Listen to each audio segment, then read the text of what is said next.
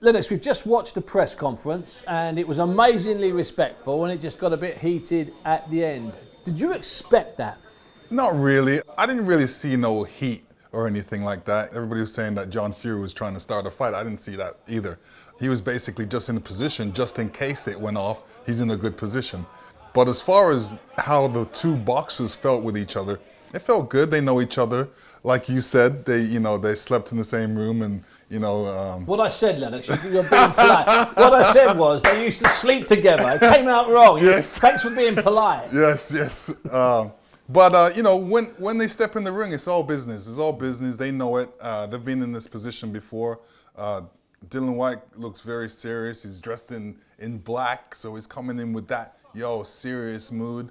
And Tyson Fury, he's happy-go-lucky, but you can tell he's got that serious side to him. I think it's going to be a great fight. They say it's going to be a barn burner, but it's going to be an intelligent fight by both of them. They haven't boxed each other for 10 years, so there's a lot of difference there. And I think the first few rounds is going to be getting used to each other.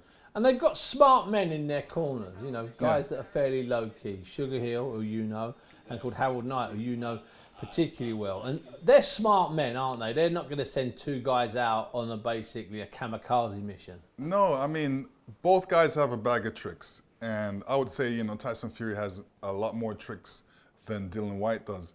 And it's really how you apply yourself. The tricks will come out in their different ways, and it's how you adjust and adapt to them and what you have to really come back with.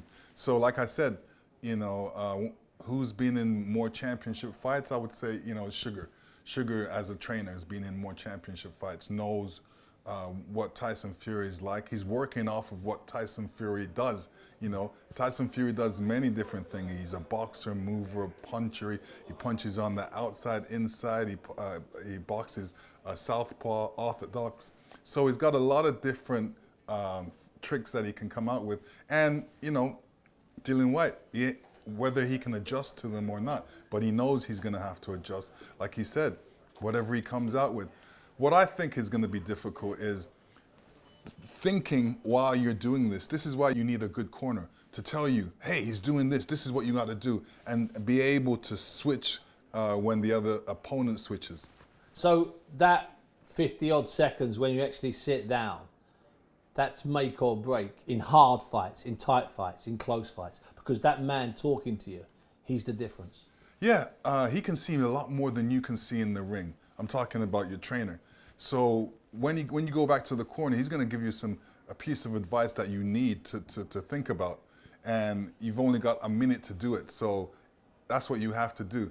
Sometimes, when you're in a fight, there's a lot of things going on and you're getting hit, so you can't think like you're supposed to. Of course. That's why you have to have a good corner inside the ring. Now you mentioned there about the fact they knew each other. They used to be in the camp together, sleep together. You just, stop laughing. Let me tell you, when you said that, I had to laugh. I said it for you. Yeah. I knew it appealed to you. Yeah. Because it's funny. They spent a lot of time together, and that came across, and it really came across once they were face to face. They haven't met for 10 years, Yeah. So that's the first time these two old friends had seen each other, and it really came across. Yeah, I mean, there's no need for shenanigans. They know each other. They're both pretty serious. At this time, there's nothing to worry about. All there is to worry about is getting ready for the fight. I kind of put myself in their position, how I would feel in that position. Listen, I don't want to answer no more questions. I want to get to the fight. Stop asking me questions. Like, they can't wait till the fight gets here. It's really, they're going to be bored for the next 2 days. And you could sense that, even though they were smiling, even though they shook hands at the end, you can still sense that. Lennox, have you ever had that where a guy's turned it on you and he's smiling, laughing, respecting you, shaking your hand? Yeah, I mean, David Tua. David Tua came at me, and he was such a nice, respectable guy. And I remember right before the fight, he gave me these red teeth. And I go back to go, what's that red teeth mean? It means the act of war. I'm like, yeah, all right. But then you've also had other press conferences. Well, press conferences have to be abandoned. Yeah. So you've had both sides. Where guys attacked me, or guys have attacked you and it's been hostile. And yeah, I remember going to a press conference and I was in a three-piece suit, nice shoes, And then somebody attacked me. It was on a radio show, and I was just slipping and flopping all around. That's why I said, all right. You got the wrong shoes on. Yeah, I got the wrong shoes on. So I said, that's the last time I go to a press conference in slippery shoes.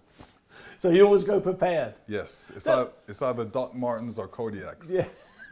If you had to score this, if it was like a fight, was there a winner of the press conference today, or wasn't that the point? Was there a winner of the first time these guys have come together for this fight and the first time they've come together for 10 years? Yeah, I think both of them were a winner. I think Tyson Fury, when he came out, he's usually full of, calling you Dosser, this and that, and all kinds of different names. But this, he was really polite. He was, he knows what time it is. He knows it's fight time, and he knows that he's serious. And the insult can only go so far. Now, obviously, they've got their clothes on, so you can only tell from their faces and a bit of their neck and shoulder. But how do they look to you, condition-wise, fitness-wise, bright eyes? How do they look to you? Do they look like two men who are absolutely ready?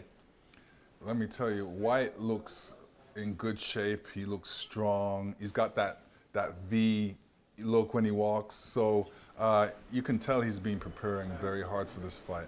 And Tyson, he looks very good in the face. I can't tell by his body. I can always tell by his face. But he looks like he's been in training camp, working hard. And he's prepared too. So we should have a really, like they say, barn burner. Yeah. And they, as you say, they both do look sharp. Did you sense any sort of moments of hesitation from either of them at any point in that conversation? Because it's odd, because I was in the room, but I was watching from the side. Yeah. You're in this room watching it on a big screen, so you probably saw more than I saw, even though I was only 10 feet away. You know what I seen? I seen in Dillian Whyte, I seen the fact this is a man that just came in from isolation. And there's so many different things happening around him. He's catching on everything. Because I remember how I used to be like that, coming from the Poconos, come down in the press conference, everything's moving around, everybody's talking to you, lights are flashing, so many people. I felt that back then, I could catch flies, that's how I was. I was noticing everything in the room. And he was pretty noticing everything. And that can tell you that he's ready, because once you've been in isolation, you come back out, you're only focused on the fight. There's nothing else really interrupting that. So when you broke camp in the Poconos and went to Atlantic City or went to Vegas or went to New York for a fight, you'd been, in the Poconos for 7, 8, 9, 10 weeks or whatever, just surrounded by the same 6 or 7 or 8 people, faces. Yes. So not going stir crazy, but suddenly you were free and everything was new and fresh. Yeah, it wasn't a free part. It was like, I don't want to come out of my focus. I don't want anybody to take me out of my focus and, who's this guy? Who's that guy coming around me? That type of thing. So I was really, really focused. That whole point about when you come out and it's all new, is that a time then where if you're your opponent, it's a good time to get you wound up? Because you're a bit all over the place anyway. You're not very calm. You're not very relaxed. Would that be a good moment for your opponent to basically stick the dagger in? Yeah, because you're on edge. Everybody's been asking you the same questions all the time. You don't know the surroundings. People are pulling you over there and over here. So, and then if your opponent says something that gets you upset, it's like it's on right there. You want to say something back to him, and then he's got you out of your game. What's worse, Lennox? You're fighting a guy who you don't like and you expect to be nasty to you and you expect to be unpleasant because that's the way he's done his business. I know the answer. Or you got another guy, right, who you don't know much about, and suddenly you get to the press conference and suddenly he's smashing into you verbally. What's worse? The worst is the nice guy. I like the guy smashing into you. You know where you are then? Yeah. Once he starts talking, I'm like, good. This is what warms me up. This is what I like. I didn't have nothing to go on before. Now, if it's a nice guy, saying, hey, nice to meet you, you're a great champion, I'm like, okay, you're being nice. I'm not used to this. I usually like people giving it to me. Now, when you, I just remind you of the Tua fight. I mean, it was arguably your finest 36 minutes of boxing. You didn't put a foot wrong. You didn't do anything wrong. You were absolutely brilliant throughout that particular fight, but you did get sucked in sometimes in other fights. So you're only human, Lennox, aren't you? Yeah, I mean, what I've learned from that, when you get sucked in, it's like you waste your energy. it's like a waste of energy going in there. I remember going in there with Tyson fight, for instance. I was thinking, listen, I've been out here. I'm the king of the ring. This guy just came the other day from incarceration. I'm not going to let him push me around. So he came after me in the first round, and we kind of went at it. And then mentally I said, whoa, what am I doing? I should do what I normally do. It's easy, box. So that's what I did. So the first round was kind of messy for me. Then I kind of relaxed in the next few rounds of the Tyson fight. So any man can get sucked in. Don't worry about that. Yes. And finally, Lennox, on the whole press conference, and you might not admit to it, did you know in the week of a fight when you'd beaten a man? I mean, you always thought you were going to win, but did you get that extra sense that he's beaten this guy? He's done. Yes. He's good. You got that? Yeah, from only a couple guys. And could I say one of the guys, or would it be disrespectful? No, go ahead. Galata. Yes. Yeah. Galata. I mean, I was in Atlantic City all that week, and I just remember thinking, oh my gosh, the big Polish geezer has just collapsed. Yeah. And it was only Tuesday. He's in trouble. Yeah, he's in trouble. And you know what really psyched me up for that fight? Because everybody was saying, oh, did you see him in both fight? Oh, you gotta watch out, And then my mom was saying, hey, you don't have no kids yet, you better watch out. I'm like, yeah? This guy's gonna get it. This guy's gonna get it. Your mum never said that, man. She did. Oh, it's too good. Listen, Lennox, it's been a pleasure and a delight. I'll see you towards the end of the week, no doubt. All right, Thanks so much. Bless.